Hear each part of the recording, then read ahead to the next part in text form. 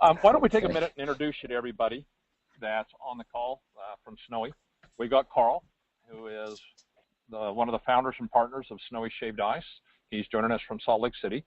We have Gordon, Carl's brother, who is also the other founding partner of Snowie. And I'm assuming you guys are both in the same office right now in Salt Lake. Yeah, but Gordon walked away. I don't see him, but I don't even know if he can hear. But yeah, we're here. Okay. Okay. And then Aaron is the moderator on it, and I'm Lyle Rupp. You may notice the similarity of the last name, since we're all Rupp. Yes, we're all brothers. I'm out of Cincinnati, Ohio. I am currently driving through Indiana, heading back to Cincinnati. So hopefully we won't have any signal problems.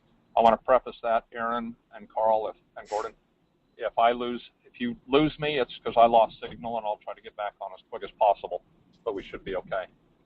We picked for our topic today, who's Snowie, and what is our place in the market?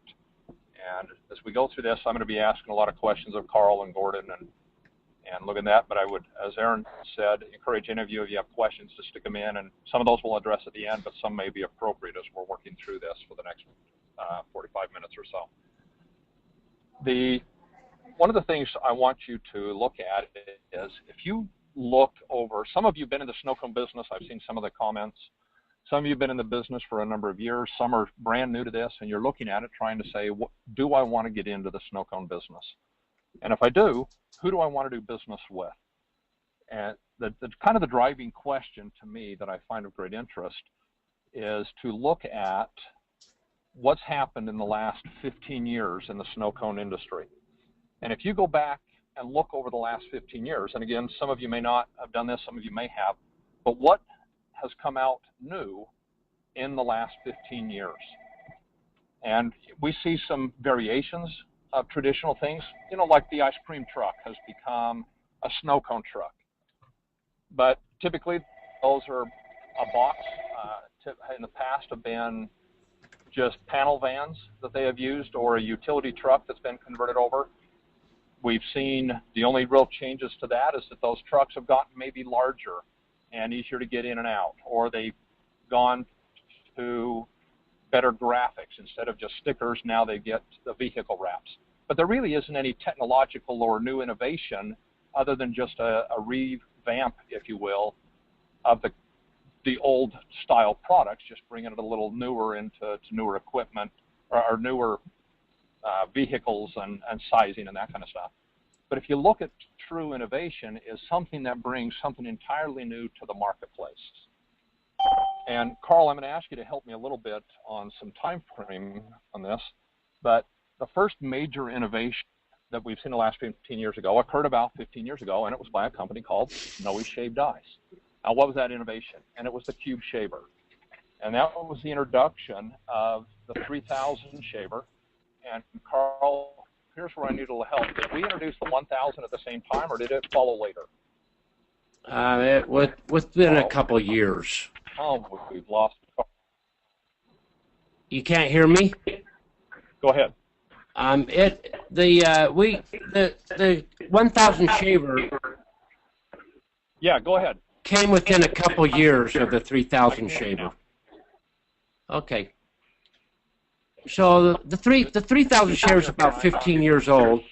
1000 shaver is about 12 years old.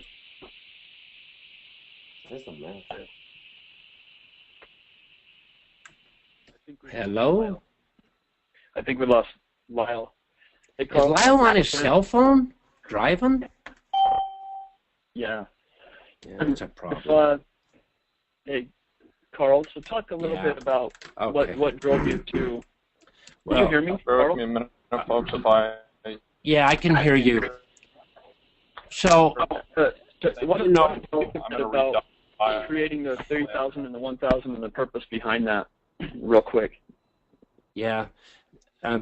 Well, when I first started started Snowie about 15 years ago, I actually started with the block shaver, which I had built when I had Snow Shack, and I had a cube shaver. But the the block, it took a long time for it to come. I was just real seriously committed to certain things about that I didn't want. I didn't want knife blades, and so the 3000, the idea of the blade that was like a belt that was many inches of shaving surface, and it was perforated, kind of like a cheese grater.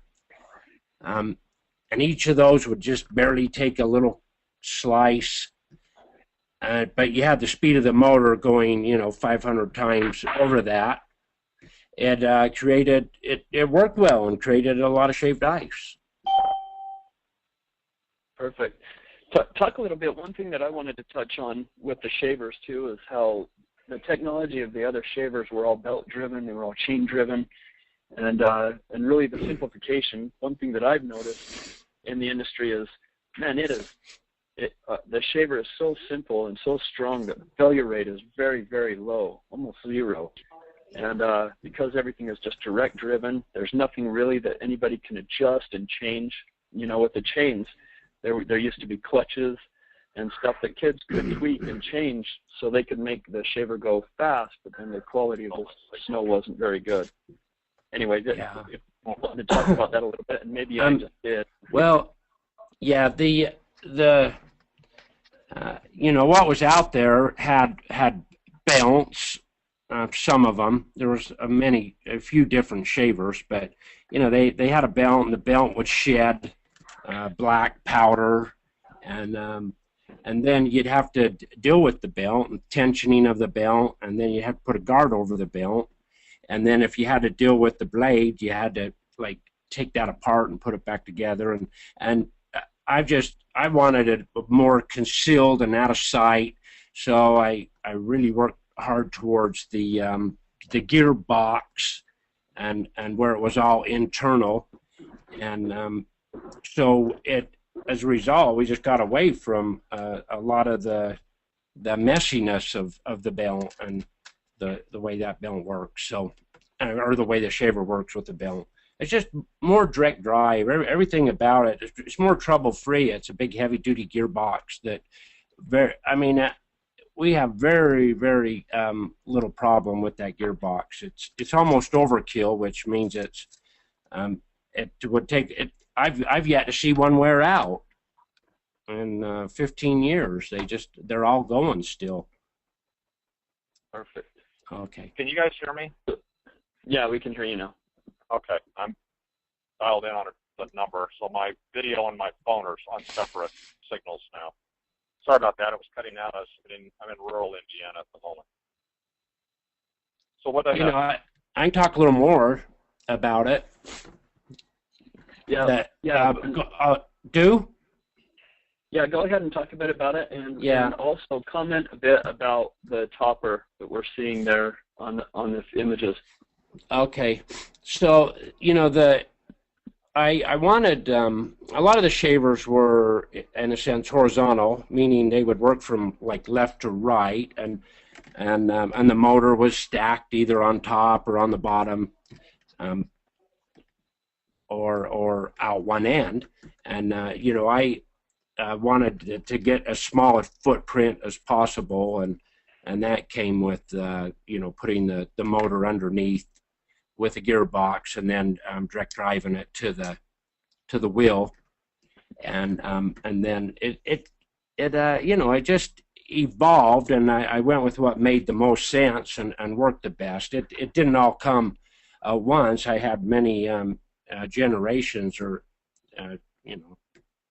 tried a lot of things to get this to where it is today. But then the top maker, which you pull that little, you can see the vinyl catch, the snow catch. Yeah, Aaron put an arrow on it, but you pull that up around the cup, and it helps send 100% of the snow into the cup, and then you can see through that. And when you got enough snow sitting there on top of the cup, you just drop the catch and tip your cup down and take it up and form the top, and that's been huge, and it saves motions. And we always, I've run the stands, and it was you'd sit and watch kids run a shaved ice machine, and with a line of people, and it's like, oh man, look at how much we're losing. Look at all these people that are walking away or don't have the patience to wait.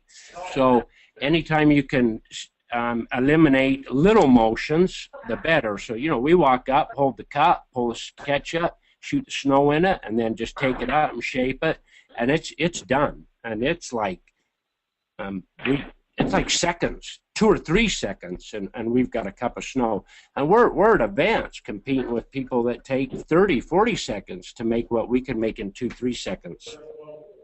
Yeah, I would even back to you. They approach a minute or more. You know, we've actually, one of the things to understand with the speed of the 3000 shaver, literally one person shaving ice can shave ice faster than 2 people can take money. I mean, literally your slowest time in the transaction is taking the money and handing them the cup. And that's pretty stinking fast. So if you got an event where you've got 40 people in line, you can control the flow of that line simply by the speed, by putting an extra body in there. We've actually have one event where we have 3 people taking money, and the person shaving can stay ahead of 3 people. That's a pretty fast pace. I mean, literally up in the 10 to 12 snow cones a minute consistently. Yeah. Now, Carl, what would you say is the purpose? Why did you do the 1,000 after the 3? The 3,000, obviously, the speed and holds, a large capacity of ice. Why did you come out with the 1,000? Mostly because, it's a little bit smaller footprint, and people, the price, I eliminated a gearbox, and I just tried to get in between so that people could afford it, and something smaller and lighter that people could handle a little easier. I personally still like the 3,000 more. It holds more ice, and if you have a clump of ice cubes that are like fused together, the 3,000 can take those easier than the 1,000. Sometimes on the 1,000 you have to go in and break that little clump up so it'll shave. But it was sort of a gift. It was there, and we could do it, and we just really pinched it down around the motor. We made it as small as we could make it. Just, back to let me just go back. You're talking about doing events and the speed. When I first started, of course, we hand poured the shaved ice at events. And that was really slow. People would stand in line for 20 minutes, and then when they got up to us, they didn't even know what flavor they wanted. So we'd have to wait for them to pick a flavor, and then they would want like 3. So then we went, instead of filling quart bottles, we went to a bar gun. We did that for a few years, where we had 10 buttons on a gun, and that sounds like it would be fast and wonderful. Because right there in your hand, you could go from lemon lime to tiger's blood by moving your finger 1/4 of an inch to another button. But it went off CO2, and sometimes the CO2 would have its issues, and it had so much hosing and all this. You'd spring a leak here or something there, and when we went to the flavor station, which is gravity fed, which always works, always. It just really, and then we let people put their own flavor on. It really got to the point we could double our sales. We went from doing like 1,000 or 2,000 a day to like 2 to 3 to 4,000 a day with going to with the 3,000 shaver as fast as it is and going to the flavor station. Anyway, back to you guys. Lyle? Aaron? Lyle? I'm back, sorry. Okay. Keep losing signal. So, I apologize. You just finished talking about the shavers, Carl? Yeah, I just talked a little bit about the flavor station at events and the line. I mean, if we're talking about speed, I mean, people, they always say, well, I've had competitors say, well, that company, they're more about speed.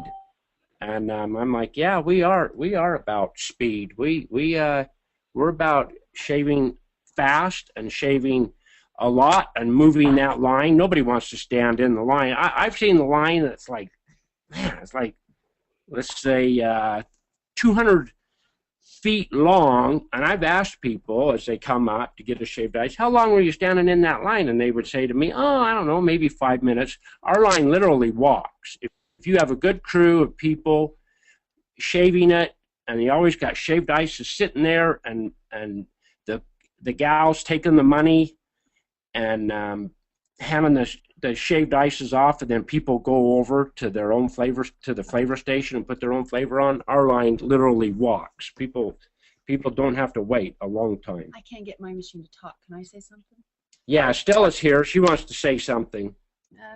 I wanted to, Aaron, you had asked about why we came up with the 1000 and what's the difference. And when I talk to my customers, I kind of tell them that if you're going to be doing shaved ice in a big way, obviously you want to go with the 3000. I find that the 1000 is really tailored more to people who are limited on space, and also it could be a budget factor, and then also are not just dealing with shaved ice. They may be doing other products, and because of their limitation on space, that machine works really well for them.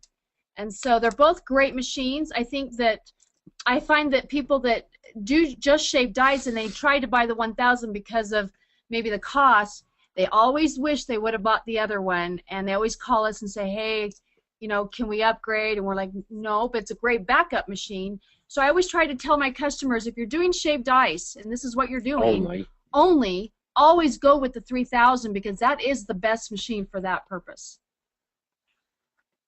So kind of recap that. If your primary market is snow cones, go to the 3000. It's a secondary product. You know, you're in a family fun center, you're an ice cream shop, you're a, you know, you're selling some other types of products that you stand, and you want to supplement with snow cones, then that's when the 1000 comes into play. And that's where we find it a lot of times. Or it's a very popular rental machine that you rent out to people. People call and say, well, I'm having a party. Can I have something that I can have at our house for a big get-together we're having? It's a family reunion. We don't need you to come, but we want an equipment, some flavors. That 1000 is wonderful because of the lighter weight, ease of use, all of that. Yeah, exactly. Now, Carl. Yeah, real quick. Go ahead. I'm going to bump in here. We have a question asking if the quality is the same between the 3000 and the 1000. Carl walked out, but I'll just talk, and then maybe Lau, you can put your comments in. But I have to say they're very, very similar. I think that the 1000 is going to be just a little bit finer because the blade is twice the size, so the ice is able to take more of a cut. And so, with that said, yeah, it's going to be a little bit finer, but a lot of people don't notice the difference. We do, but I would say it's very, very, very, very close. I think that's a good point to interject. We talk about what's the difference between the 1000 and 3000, and it's minuscule. The other question I think is more pressing or more important is what's the difference between the Snowie 3000 and a block shaver? And that's, you know, when Snowie came out with a 3000, there wasn't a cube shaver out there that even remotely shaved. Most of them chip at or almost hack at the ice or crush it. There wasn't any true cube shavers out there that did a really good job. And this was so innovative in not only the way it did it, but the smaller size, the efficiency. We've talked about the reliability. You know, I think we're less than 0.5% of 1% failure rate, and that's typically out of the box, an electrical problem or something, and it's fixed, and we're back up and running. I mean, the maintenance on the equipment is so minute. But how does it compare? And there's a couple of little things that are interesting when you compare block against cube. Now, I want to preface before I go into that the block shaver, understand Snowie has a block shaver, and we're going to get into that in more detail. So I'm not trying to push one or the other, but I think there's a value in a comparison. When you're looking at a cube shaver with the Snowie, I will literally put it up against just about any block shaver out there. The only thing I need to do is be able to manage to make it literally identical. Is if I can have my ice, a rounded edge ice, instead of cubed or squared where they have corners on them. If I can get a rounded edge and I can put that ice in the 18 to 22 degree range, it'll rival any block. I'll hands down put it up against them every single time. That's the only caveat, is you have to manage the ice a little bit for that setting. But the other side is, and this is one of the problems with block ice, is today the only way to get that super fine block shaped ice is if you are using what is called clear block, which is a solid block that you can literally look through it. You can put your hand on the other side and it distorts a little, but you can see through the block. The most common kind of block ice that exists today is what is called compressed ice. And what they do is they take all their cube, dump it into a square, fill it with water, and then refreeze it. Because it freezes much faster. It's a simpler process, but it has lots of air pockets in it. And as a result, it actually has more chips, more granules than our cube ice does. So only if you are getting the purest clear block ice can you potentially rival the Snowie 3000 shaver or exceed the 3000 shaver. And if you want that, then you need to go to the most innovative block shaver in the industry, and that's the Snowie block. And that came out, and Carl, Stella Gordon, guys jump in any time in here, but that came out last year. This will be our first complete season of use with a Snowie block shaver. If you haven't had a chance to see that, I know Aaron's going to make out. There's videos available on YouTube and off the website that you can see the way it operates. But it's the only block shaver that is adaptable to different sizes easily and is completely enclosed, where literally you can't close the door, or you can't operate it until you've closed and locked the door that covers it up. So you got a safety factor that makes it safer than any block shaver in the industry. It allows for a 12-inch. Many of the blocks you have to go to shorter ice. So this allows you to adapt and modify based on the kind of ice. Whether you're making your own ice or you're buying ice, we can easily adapt to most of the sizes out there. Some you may have to cut up there. You're buying large blocks, you have to cut it up. But the ability to go in and have that and even tweak a little bit on the speed at which it shades, there's an adjustment control built into it. So it's a unique machine, but it will rival anything. I mean anything in the marketplace when it comes to a block. So that's a matter of personal preferences. But the thing that I have found most customers are concerned with is, if I can have ice that's very, very similar, what gets my customers back? Is it the ice? I think the answer is yes, it helps. But the biggest item is the flavoring. I have guys, I have one location that I literally have a competitor that's a half mile in one way and a mile the other way.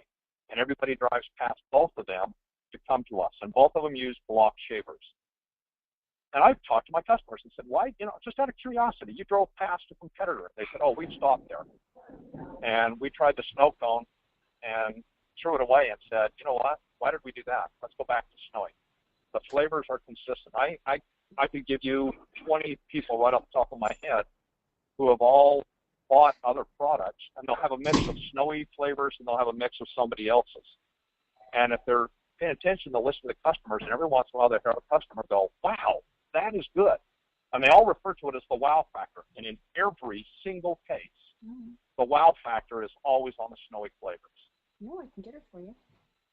And that's huge, because it brings the customers back. When you get done with a snow cone, you want them to say, I want another one. And in fact, I encourage anybody, we'll send samples out. If you haven't sampled the Snowie flavors, call up and have us send you some samples. But here's the key things to look for. Oh, go ahead. I was going to add to that is that you make a very good comment, because there's some people, it's funny, you can't please everybody, huh? There's some people that like that little bit of crunch, and then there's some people that like that fine, but what really comes down to is what you just said, the flavoring, because you can't please everybody on what type of shave sometimes, because everybody likes different things, but the flavor's always got to be the best. Absolutely. And I'd like to add to that. When you're looking at, what's that, Aaron? No, go ahead. I'll catch you when you're done. Okay. There's three things I tell people when you're trying flavors that you want to look at. First is, grab a snow cone, make it, and don't just take one bite. Start eating a snow cone. But stop halfway through and say, what am I tasting? Am I getting overpowered? Like some of them they have good flavors, but they build it around the sugar. So you get a very sweet cherry, a very sweet strawberry, or surprisingly, even a sweet lemon lime. You get these tart flavors, and they still have a very sweet. They're not a real natural flavor. They're just a very sweet. And they're putting in enough, but it builds around the sugar. Others have a very realistic taste, but as soon as you stop eating, there's a chemical aftertaste. And one of the things I have watched as I watch competitors over the years is what's the reaction of the customer after they finish the snow cone? 3, 4, 5 minutes later, they got that chemical taste. Or they get halfway through and they're like, I've had enough. We've tried to build a Snowy flavor, so when I get halfway through a Snowy, I'm like, man, this is good. And when I'm done, it's like, you know what? I need another Snowy. I want that customer coming back immediately. I don't want them to think I need to come back in a week. I want them in an event. They're at a carnival. They're at a sport, a soccer tournament, lacrosse tournament. They're at a church festival. It doesn't matter.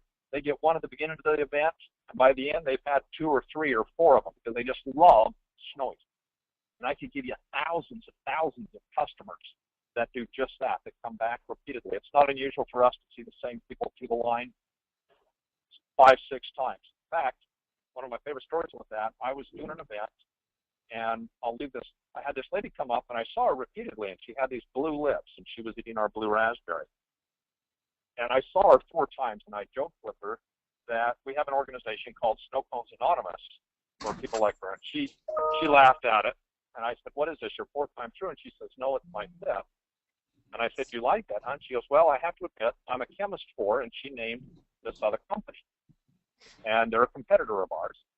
And she said, it's killing me. I can't figure out what you got in your blue raspberry or how you've done this. Would you be willing to show the recipe? And it's like, look, lady, we're crazy, but we're not stupid. No, but she was hooked on it. This is our competitor. And that's the kind of stuff you're going to find consistently with Snowy flavors, is that it gets them coming back. They've even got the competition looking at ours and buying them repeatedly because it's so good and so unique and so powerful in its flavor that it makes you want more. I've even had people accuse us of putting something addictive in the flavors to do that. Aaron, you were going to comment.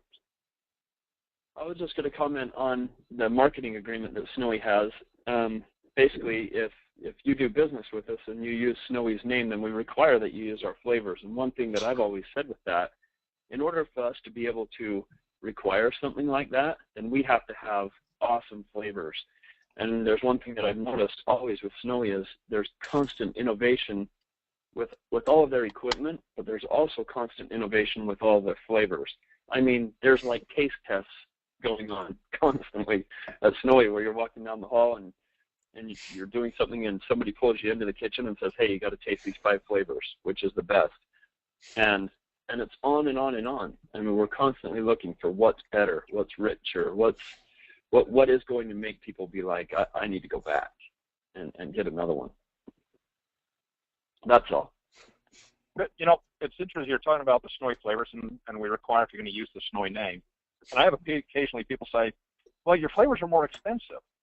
And it's like, okay, yeah, there's a little bit of cost, but I sat down on a number of different occasions and said, how much more expensive are we than the more reputable companies? I mean, there's some, you try the snow cone and literally you'll gag on the spot, but some of them do a good job. And how do we compare price-wise? And what I found interesting was the cost difference came down to about a half a penny per snow cone. Now, I need to walk this. I don't know, Aaron, if you got a visual of this. I know we were going to try to, and I don't think we got it done. But so try to follow through the numbers. If it doesn't make sense, say something. Are you talking about your spreadsheet? No, this was yeah, we were talking about the visual. The flavor pricing. And I don't have a chance to put a visual. But I'll try to walk through the numbers. So here's what happens. If I have, my cost is a half a penny a snow cone. Extra by buying the Snowy, because when you spread it over the number of snow cones, it's a huge number. And that, like a 16-ounce bottle of concentrate is going to make you 4 gallons of flavoring, and that'll make you over $500 in snow cone cells. So we're talking a $10 pint, and that's not even the most competitive way to buy it. You buy it in a gallon, you save like 30-something% off of the cost. But following this number, if I'm saving a half a penny, so what I want you to do is imagine if you sold 100 snow cones, your total cost over 100 snow cones. So you've done $250 in sales. Your total cost for the Snowy flavor would be $2.50. But think about this. If you had, I'm sorry, I said 100 snow cones, you would have made $300, that's $3 a cone, or $200, depending on what size you're selling. But I'm going to use a $3 medium snow cone. I would have sold $300. My total cost would be $30 for that $300. And the extra cost for the Snowy flavors was $2.50 for that 100 cones. But all I need out of that 100 customers, if I have one customer come back, all I need is one to go, wow, that was good, and repeat, and it's already paid for the Snowy flavor. So I only need a 1% return rate from customers because of the quality of Snowy to come back, that it will pay for itself literally that easily. 1% of 1% of customers like our flavors enough to come back. But imagine if I got 2%.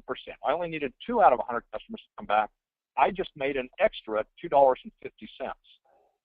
Well, what if I got 10 back? I just made an extra $25 out of that same 100 customers. The cost is negligible, especially when the flavor is enough that it entices people to come back repeatedly, that the dollars pay for themselves over and over and over.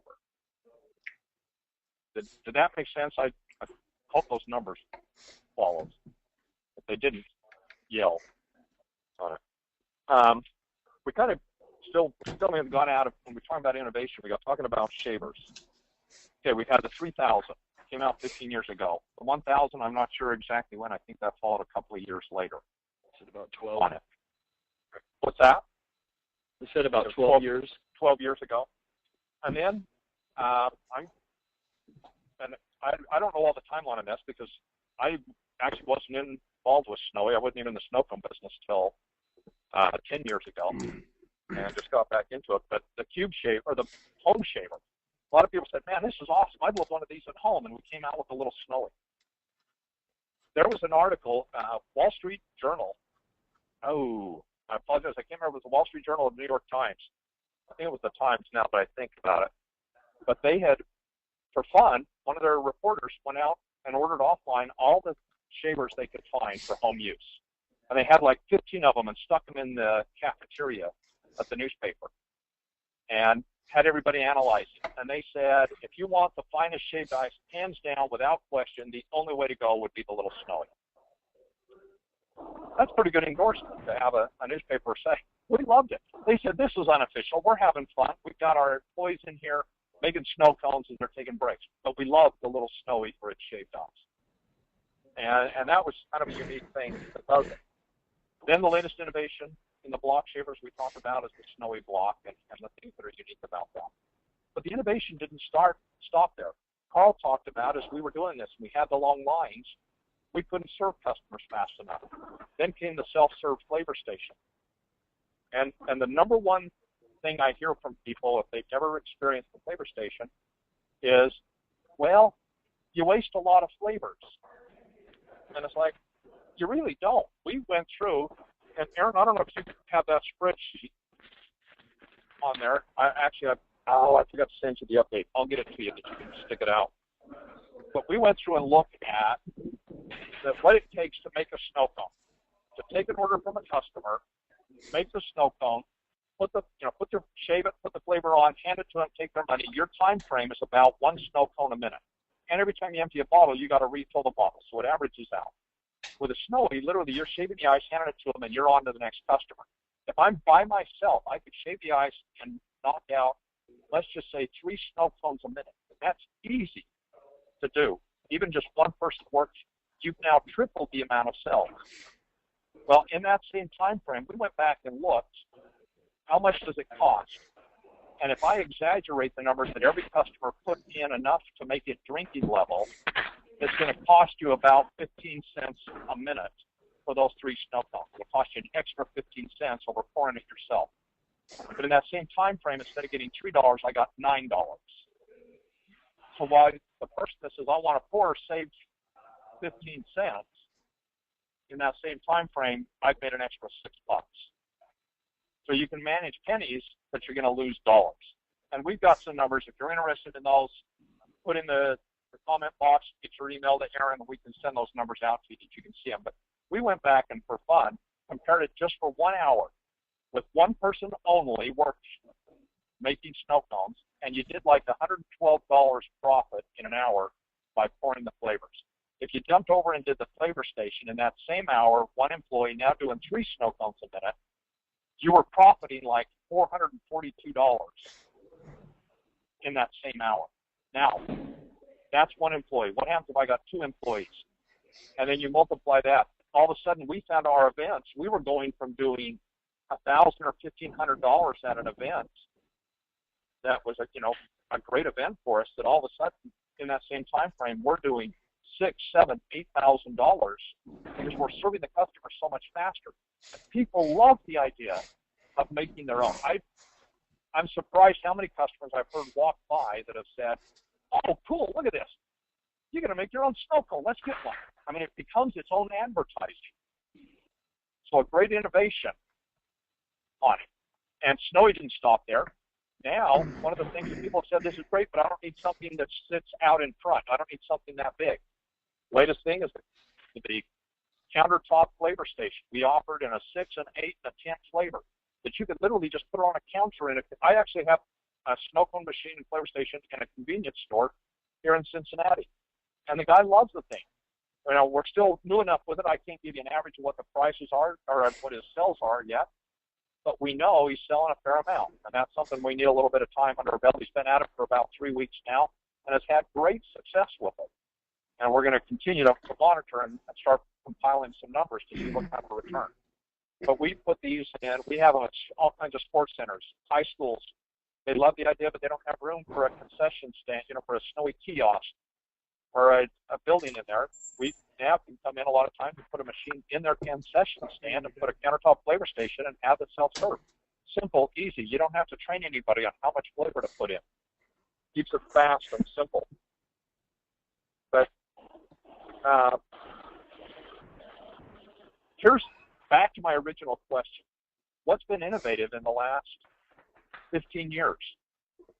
And I've actually sat down with friends of mine that are in the industry that not all of them have Snowie, and said, what have you seen? What's new? And who's coming out with new stuff? And I actually had 2 guys that are competitors both say, oh, there isn't any. If we want something new, we're watching one company, and that's Snowie. What's the new ideas that are coming out? And they do that. And it's what makes Snowie very unique in a couple of ways. We're the most innovative company in the snow cone industry. Second, we're the only true one-stop shop for everything snow cones.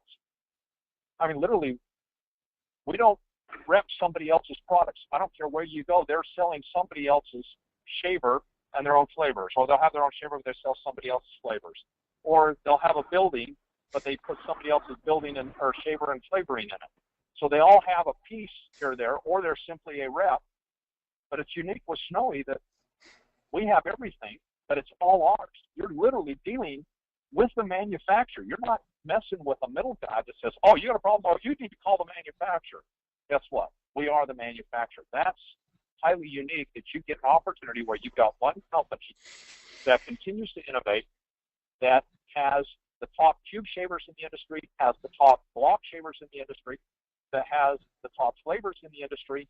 And we haven't even gotten into the most innovative looking buildings, because most of the companies out there are still taking traditional trailers and converting them to make it look, to sell snow cones. They cut a hole in the side of a storage shed, stick a window in it, or they take a traditional trailer, hang a flap that you raise up and hope it doesn't drop on a customer, and you sell snow cones out of it. Look at a Snowie building. They grab attention. We put our first stand we put up, we put it at a location, and I happened to go to a community event where something came up. I was helping plan a community festival, and somebody goes, we need some snow cones. And we'd been in business for about 2 months. So they said, we need some vendors. And I said, what about snow cones? And they said, yeah. So, and somebody said, what about that place down, and we have a place called Cherry Grove. And they said, what about down at Cherry Grove? That place down there.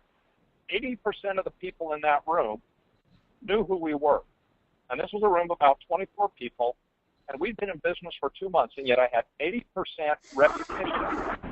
And they all talked about the clean look of the building. And when they found out I was Snowie, they all went, wow, oh, we love it. You know, some of it's stock. Many of them have seen it, even though they What do you want to eat? It's very innovative and very interesting. Go ahead. I think we're just getting somebody talking to someone else. Somebody feedback on there. So one of the key things, you know, as we look at that, lots of innovation, shavers, flavoring, buildings, ongoing with equipment. There's some new stuff. You know, if you're mixing sugar water in a 5-gallon jug, do we even have a name for the bracket that mounts the drill to the 5-gallon jug? I don't even know. But yeah, it's a drill mixer mount is what it's called. The drill mixer mount. Okay. This is if you're mixing sugar water in a 5-gallon jug, you need to see this thing because you can mount the drill to it, put our new paddle wheel on it, the paddle drill bit, stick it in, turn it, and walk away and let it mix, and come back 15 minutes later and it's mixed. You don't have to stand there and hold it anymore and fight the thing as it bounces around and rubs against the sides. Now it holds it in the middle, and oh, it's awesome. If you haven't seen it, get out and view the video of it. You're going to buy one immediately. That's a new innovation. We've got a variety of new things that are on the drawing board. You know, it's maybe a little more of a kind of a who's who with it. That Carl, you know, there's a show I saw years ago where they used to take somebody and they lock him in a room and say, don't come out until you design something new. And when he'd come out, they'd erase his memory. So he couldn't remember what he did, and they had all the property rights struck. And that's that dreamer, and that's Carl.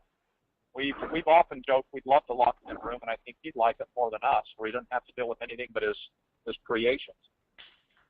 But always looking for that next best thing. And, you know, do we hit home runs every time? No. You got to see the list of things that didn't work. But the ones that do are awesome. So what we're always trying to do is look at that, and Carl and Gordon together, the two of them can do stuff. Carl drives that site. And then once it's designed, somebody needs that mass manufacture to produce the numbers, get the quality as it processes and refine it, and find a way to be able to get it out there to meet the demand for the new equipment. And that's Gordon, the manufacturing guru.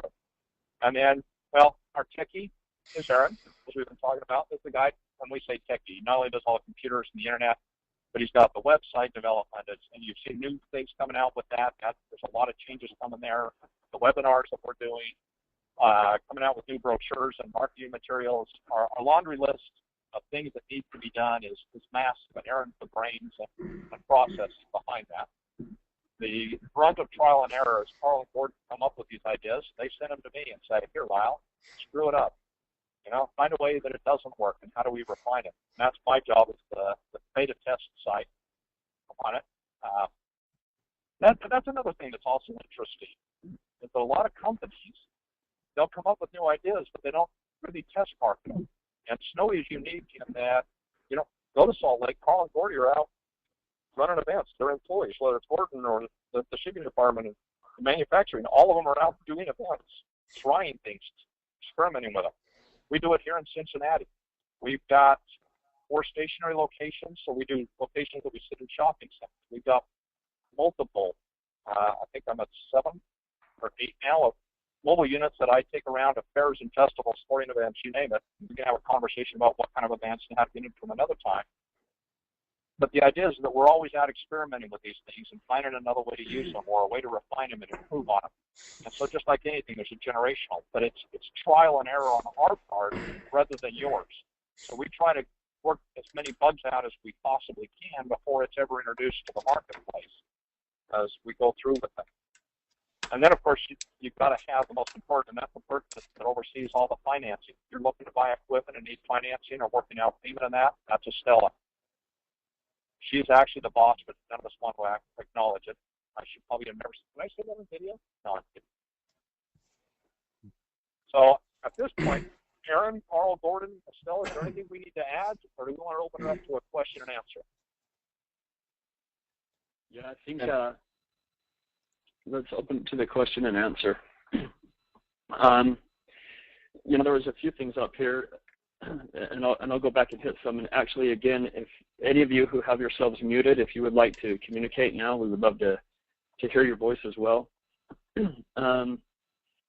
But going back until somebody comes in, feel free to just do that and interrupt me. But one was how many more shaved ice can be produced by the 3,000 and the 1,000? Anybody have that offhand? They were asking specifically. It seemed like to me we were doing 18 a minute with 3,000 and 12 a minute with a 1,000. I don't know if anybody wants to touch on that. If you have better numbers than what I'm just picking off the top of my head. Well, I apologize, Aaron. I had to step away for a third. No, we're just talking about the volume that they just asked the volume between the 3,000 and the 1,000. How many shaved ice can you get out of the 3,000 compared to the 1,000? It went back to our earlier conversation. Now, I found, you know, if you were sitting there, if all you're making is just snow cones, if you're not having to take money, the fastest I've ever done was 722 snow cones in 1 hour and 10 minutes. So I've never calculated that. I don't know what the speed is, but that was as fast as I could go for 1 hour and 10 minutes. So, anybody got a calculator? That'd be interesting to calculate out. Yeah. And as we continue on, I'm getting someone. It's a phone caller, so I can't tell who it is, but we're getting a lot of feedback from someone. Yeah. Hey, Aaron. Go ahead. Yeah. It's Carl. You know, the thing about the 1,000, it's not a whole lot slower as far as making a shaved ice, but you have to fill it more often with ice. So that there's just some things that slow you down, like that. You can't put a 8-pound bag in it and just run the heck out of it. You've got to fill it twice as often. But its speed, it's still a very fast shaver. So anyway, that's my only feedback on that. Carl, I'd agree. I'd say it's maybe 20% slower, if that, maybe 15. It's not the big difference is, yeah, the frequency in which you refill that, as you talked about. And one thing that was also, I brought up the catalog here that you guys see. If anybody wants this, please give us your email address. You can submit it here. You can also email. Probably, I think we actually did. Well, actually, you can just send it to Aaron, AARON, @snowie.com, and I'll actually put it in here. And then we'll get your address, and we'll actually send you our physical catalog with some other items that talk about all of our products as well. We are actually talking about, or we have a question on the 3000, whether it can run on a battery. We actually have it's a different shaver. So we have an AC version, which you plug in, or you can get a DC version of the same shaver, and you're able to run that directly off 12 volt, off of a battery. And that's actually what we use in the Snowie bus and everything as well. Let's see here. And somebody was asking about. Actually, there was a comment on. It was Lisa, and she was commenting on Lyle saying, and I'll just verbalize it. I agree 100%. Flavor is a key to repeat customers. And we totally agree. She actually commented some more. I believe all of you guys can read that, but it is. We feel exactly the same way. That's why we put so much research and development into our flavors. Yeah, and we're actually having some other catalog requests. And then this is a common question that we get, so I'd like to address it, and that is, with the flavor station, is there a problem with bees being attracted to it, and how do you manage that? And I'll start that one off. In my opinion, the number one thing to keeping bees off of your flavor station is keeping it clean. Whenever I run events, and stands, I make it my employees, whoever is running that stand, and if it's me or if it's somebody else, I say, you know what, as soon as you're not doing anything, you need to get out there and you have some bleach water, and you with the health department, you'll have some test strips that tell you exactly how much bleach you can use. And you do that, and you use that bleach water, you wipe that thing down, and it does very, very well. Cleanliness goes a long ways, in my opinion. And anybody else who wants to add to that? First, and amen. That's the number one. Second thing we started doing was using a dust buster. That if you can keep the bees that do show up from going back to the hive, you don't get the swarm. So we go out, keep it clean, but as they're out there, they keep the dust buster handy. When a bee comes up, they just suck that bee up, and at the end of the day, when there's no customers around, they open it, throw it, and run. So if the bees are angry, they don't attack them. But they just get rid of the bees throughout the day by sucking them into the dust buster. Another thing people have done is put a fan. It's kind of hard with the round flavor station, but if you are using, say, the one on the bus, on the side of the bus, if you put a pretty good fan on that, it creates enough wind that the bees can't fly in and get on the faucets or get sugar water. Yeah, just make sure it's not blowing so hard that you blow the flavor sideways. It's kind of hard. Which has happened too. Yeah. But the other side, we're talking about that with a flavor station. I think it merits comment that the same problem exists with your pouring with bottles. I got my stationary locations where we've got bottles in there we're pouring from, and I have the same bee problem there that I do at my flavor station. It doesn't change. It's still flavors, and it's still syrup, and it's still sugar water. They're going to constantly be changing that. In fact, I have a problem that the bees crawl down the pour spouts into the flavoring in bottles. So in some ways, the flavor station almost eliminates some of that problem because the bees can't go up in because the valve on the flavor station stops them. Now, another comment with that is people occasionally will say, well, is that sanitary for a bee to get onto a spigot on a flavor station? Actually, bees are one of the absolute cleanest insects. You can do all the research you want. They carry zero parasites, zero diseases. There's nothing. They are literally one of the cleanest. I don't even want to limit to insects, animals, whatever you want on the face of the earth. And so it's a sanitary-wise, the Board of Health has never even had a remote concern about it. What about venom? Yeah. Hey, Aaron, somebody asked about are we putting webinar number 2. I know we had some technical difficulties on that one. You said record right. We're going to do pieces of it, but it won't be a complete webinar. Yeah, we're going to piece that one together. There were a lot of quirky things with our second webinar, and that's what we were trying to change up a lot with this one, and we're getting better each and every week, and you'll see some changes next week, and it'll be even better. We'll get the second one up here shortly. We just got to piece that together. Is there anybody? Hey, go ahead, Paul. Aaron. Yeah.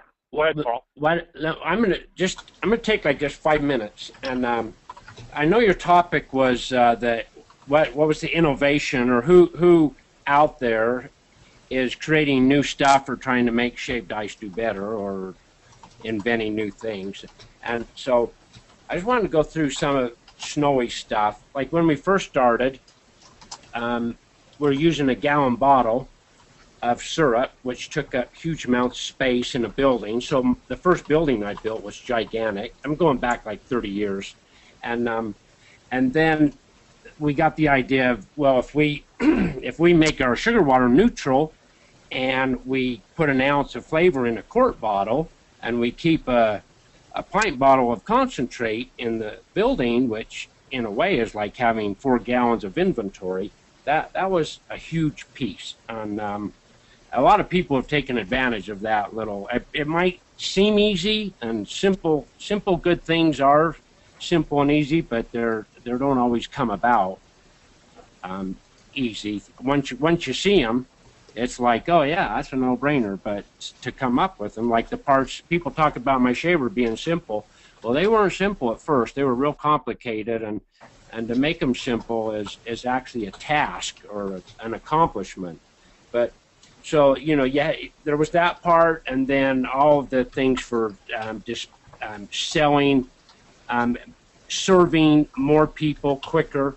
Those were all things that we really had created for us, so that we could move our line quicker, and so that people didn't have to wait as long. You go to an event and you got 20,000 people there that want a shaved ice. Wouldn't it be nice to be able to make them one? So we've tried real hard to figure out faster ways of getting the job done. And then we always, to this day, we're constantly trying to improve the shavers we even build now. And you'll see our 3,000 shaved ice and our 1,000 shaved ice, you'll see the day that snow is finer and finer and better and better. We're working on the blade right now, trying to get more speed out of it and finer snow. So we're always trying to make that better. And then the block shaver, it's actually, we say we just really introduced it a year and a half ago. I introduced that shaver like 5 times to pull it back off our site or out of our catalogs because it had issues. You sit here in a 70-degree building when it's 30 degrees outside, and you think you've got something built and invented and working perfect, and then you have summer and it goes out in 100-degree weather with a line of people, and all these problems emerge, their heads show, and we pulled it off the market. But the block shaver now, with the last couple of years of time that we've had to use it, we have really made it neat, and it is really neat and really fast and very snowy. And we've got some things going on with that shaver now too that also work with the 3,000 and 1,000, where you can fill a flower cup and make like a perfect ball on top of that flower cup. A flower cup meaning it's like a little drip pan kind of cup, and they're just some like add-on parts. So we're working on that. We're actually very far. We're building the molds right now for that, and we'll soon have video of that you can see. So, and then the ways of making the sugar water, there's several ways. The drill mixer, using the 5-gallon jug that you use as your mixing container, and it's also the one that you dispense out of and everything. That is a really good way. There's other companies that, you put in 5 pounds of sugar, and then you put in the 4 ounces of their flavor, and then you take the water and fill it up, and you take a wooden stick and stir it. And I'm like, oh my gosh, you got to be kidding me. You're using a wooden stick in a 1-gallon jug, making 1 gallon at a time, stirring it. And Lyle said you do the drill thing and you walk away and you give it 15 minutes. It really doesn't take 15 minutes. It's kind of like by the time you line up 5 or 10 5-gallon jugs, by the time you can put the sugar and the water and the preservative in one and put the drill in it and get it mixing, now you go to the next one and you put the sugar and the water and the preservative and everything in it. About that time, you can take the drill mixer out of the one and put it in the next one. So you make these 5-gallon jugs of water pretty quick, like I would say 1 every 5 minutes. And if that's still not fast enough for you, or if you're a big operation and you wish you could be doing like 50 gallons at once, then there's a 50-gallon mixer that you can get. Also, other innovative things, many, but like our blower on top of our buildings.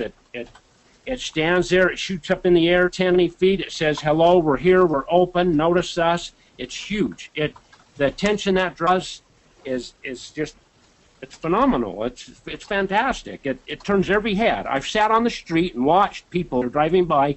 The difference of that blower on and that blower not on is huge. It lets kids see us. They start to talk about it. People like to watch it, and it basically says we're open. And then we have things like sweet thickener. Nobody really had and nobody really does have a real good sugar-free yet. except us, are not only do we sweeten, but we give the mouthfeel of like the slippery syrup, and it makes it thick enough that when you pour it on the snow, it doesn't race to the bottom and leave the snow starchy like you just poured water on it. It makes it clingy so that it holds on. It makes it very much like it's as close to a sugar water that we could get without having it be sugar water, with it being what we think the best sweetener at the moment. If there's one better one day, we'll change to it. But at the moment, we use the Saccharose, which is the Splenda brand, and we think that's a real good. I get a lot of comments. I have a lot of people really like our sweet thickener, and so anyway, that's kind of just some of it. There's all kinds of other innovative things that are out there, but I just wanted to throw those in. I'm done. I'll turn it back to you guys. No, thank you, Carl. There's one biggie we kind of forgot. When I say biggie, I mean literally a biggie, and that's the Snowy bus. There's a lot of vendor trucks out there, and we kind of started with, we see modifications of trucks, but nothing that gets the attention that the Snowy bus has. Here we've introduced a vehicle that is so unique in its look that you talk about grab attention. In fact, I had to laugh. We shipped a Snowy bus, and the driver had it on his trailer and was pulling, and he said in the first 6 hours he left Cincinnati in the daylight, and he was driving, and he said in the first 6 hours he couldn't figure out what was going on because people were flashing as they're going by, they're honking. He thought something was wrong. He pulled over 4 times to see if his load was mounted wrong, if something, a door had come open, or maybe something, a tire had fallen off, or he had no idea. He kept getting out, couldn't figure it out. And it wasn't until dark that he realized people were taking pictures of the bus and then giving him thumbs up as they were driving by, saying, "We love the thing." I mean, I've taken that. I've driven to places. I had times I can't even get off the freeway because I got somebody next to me taking a picture of the bus and won't get out of the way. The picture's routine. I've had them follow me into rest stops and gas stations and all kinds of stuff. In fact, I challenge anybody, go to an event with a Snowy bus, and you can take any competitor's unit. You put it there and watch how many people walk up to the Snowy bus and want their picture taken with the bus versus anybody else's. You'll never see a picture taken, but they always want their picture taken with the bus. And that's highly unique. And again, following something that, we've had around for, Carl, when was the first flavor station? 12, 13, 14 years ago? No, we lost Carl. But we took that concept and principle that has been our mainstay and the way we do business at the flavor station and built that into the bus. And when the bus was introduced, that was the first thing we had with that. And that was the most innovative, not only the bus, but the dispensing system. And I say it goes back to, I want to say 2006 or 2007 when we introduced that flavor station off the side of the bus. Now, we've gone through some variations. If you looked at our newest Express, very innovative in that it's an automated door, open and close over it. Gone to the bigger vehicle, but we have both the Astro and the Express version. So not just, again, nothing stops. It's that constant looking and tweaking and improving as we try to do that. So, again, Carl, thank you for the summary of all the different innovations. Any other questions? Somebody asked about, I want to get through these before we jump off this webinar. One of the questions was, what about condensed milk and all those kind of things? A lot of those, the challenge with those, putting them on, they seem to be popular, but they do create additional refrigeration or equipment, that kind of stuff. Somebody asked about putting ice cream in. If you get a following, they're wonderful. The challenge is the additional equipment, to do our additional requirements to have that. One of the things I'm experimenting with here, we haven't introduced wholesale yet, is a sour additive, which has been tremendously successful for us, and we still got a couple of little bugs in it we got to work out. But I have one that's the equal, we call a sour shot, that's the equal of a lemon, and then a sour extreme that's twice as sour as a lemon. And I'm going through about 5 gallons a week of our sour additive. And we don't charge extra for it, but man, does it bring in the kids that love sour. So yes, we're always looking at different ways and things to add to our existing product that can help improve on that. Karen, were there any other questions? I think you hit the 3000 shaver in the DC and AC version, which is the DC, by the way, that's used in the bus. Yeah, Jay, you're right. Kids love sour anything. Give it to an adult, their toes will curl, and the kids just like, yeah, it's sour. They don't even respond. Yeah, okay. And we actually, hey, Carl. Yeah? Is Carl back at all? Oh, you are back. I'm back. Sorry, I had to run. Yeah. I don't know. Maybe this isn't the place. The sour powder. Anything on that? Well, you know, I had it, and plain, and then we had 24 flavors of it. You know, tiger's being one of them. Tiger's blood. We're working on it. We're going to try to put it in a little package so it doesn't moisture doesn't make it clump. But we're close. The day will come that we do have it. We just don't have it today. But if people wanted to buy like plain sour powder stuff and sprinkle it on or pour it on shaved ice, I'd do that. You can do that right now. But to have a tiger's blood sour powder in a packet, that's another month away probably. Cool. Okay. I should add that the other sour we're experimenting with, Aaron, that I'm using here is a liquid version. So I can do a tiger's blood and then pour the sour over the top of it, so it gives you as a sour additive to any existing flavor. So I could literally give you a very sour lemon or a sour banana if you wanted, so it can be added to anything. Yeah. Okay. Is there anybody else that would like to? We have some comments. Jay, we appreciate it. Jay, I'm going to have to read Jay as I like it. I haven't started yet, but I've been doing a lot of research on it for many months. I can't wait to get started, and from my research, Snowie is the only way to go. Well, Jay, we totally agree.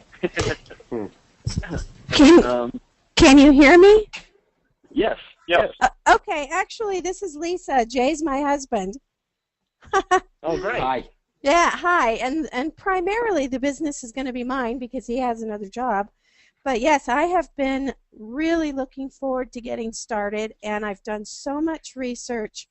And I've got to tell you, you guys just seem like you've done the best job on absolutely everything.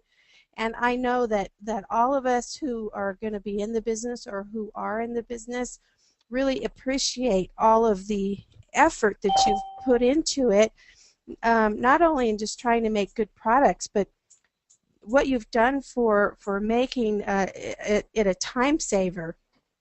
I mean, everything you've done is to try and make it faster and easier so that it's not as labor intensive. You know, I went to Hawaii last year and I went to a really good shaved ice place, but my goodness, the line was out the door because it took them so long just to make one shaved ice. And I saw people driving away because they didn't want to wait in that line. So, you know, everything you've done from the flavors to the bus to the kiosk to the machine, it just seems like you've done such a fantastic job. And I, for one, appreciate that because for years I've been wanting to do some type of a food vendor business. I used to be a professional chef. And I searched so long to try and find something that would fit me and fit my personality, and I didn't want to have to cook something where I was going to have to stand over a hot stove all day and be around grease all day. And so when I just discovered this, I just thought, Eureka, this is perfect for me. I'm not going to be so hot. It's easy.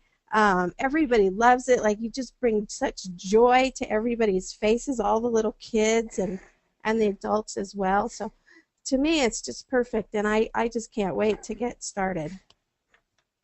Yeah, shaved ice is a great product. I watch people that cook a plate of food, and they're doing like you're saying, they're slaving over it, and after they've worked on this thing, they sell it for like $5.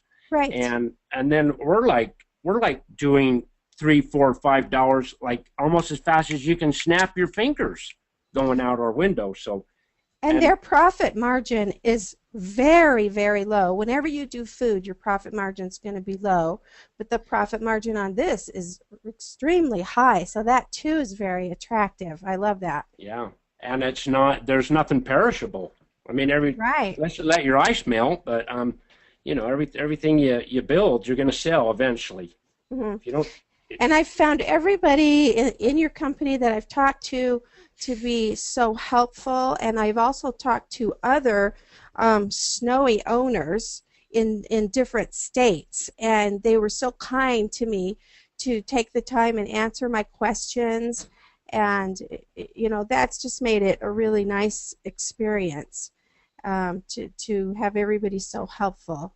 So I appreciate that so much. Yeah. Glad to hear that. We try real hard to have nice. Haven't always had nice workers or nice girls on the phone and things. So it's important to us, and we try. Let me put it that way. Yeah. Yeah. You know, Lisa, everyone's going to think you're a plant by us. I wanna make sure we know you're not. No, I'm not. I'm not. I actually live in Denver.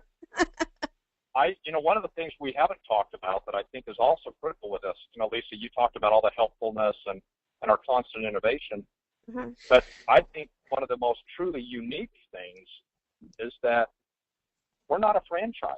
We're not charging you a franchise fee. We're not charging you royalties. We're not sticking you in a territory. We're not monitoring. We're not playing Big Brother.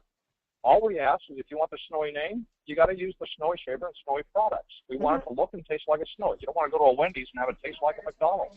And why wouldn't you use your products if, you know, I mean, they're the best, so why wouldn't you want to? Because they think they're saving money by saving a half a penny a snow cone. No, they're losing money in reality. And from being a professional chef, you know, there's a big difference between, you know, just cooking a regular hamburger and cooking a gourmet hamburger. I mean, I want to have the best product that I can because I know that's going to be a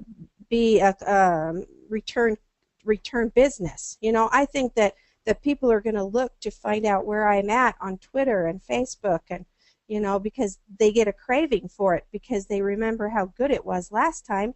They're going to come back. Absolutely.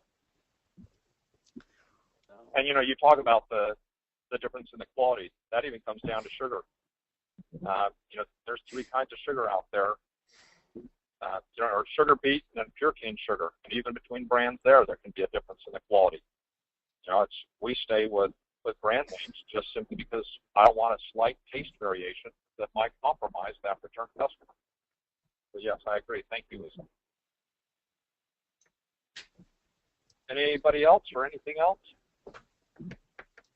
Well, I'd like to just say one more thing for, you know, if anybody out there hasn't really gone through your complete website, that website is really good. There's so much information on there that you can really do your due diligence just by going to their website and looking at all the different documents and the pictures and all of that. And then there's a bunch of videos on YouTube that you've put out, and those also were very helpful to me because I really got to see how everything was done step by step, and you know, so that really helped. So for anybody who's not quite sure about something, I would suggest starting on their website. Thank you. And again, I know Aaron has stuck, if some of you are interested in catalogs or any additional information, Aaron has put his email address out there. It's aaron@snowie.com. If you want to reach me for any questions, it's Lyle, that's Lyle, @snowie.com. We look forward to your questions, and you know, our philosophy is what can we do to help you be more successful and find a way for you to be an independent business person, doing the funnest business period in the industry, and that's the finest in shaved ice, obviously Snowie. So I think we'll call this to a close. Unless anybody else has any comments, we very much appreciate your time and willingness and tolerance as we went a little over time. We apologize for the extra 24 minutes we stuck in there today. A little bit getting up and running. We hope you found this useful and beneficial as you look to expand your business and get into being self-employed. Thank you very much. Bye-bye. Thank you. Thanks, you guys. Thank you. Thank you. Thank you, everyone.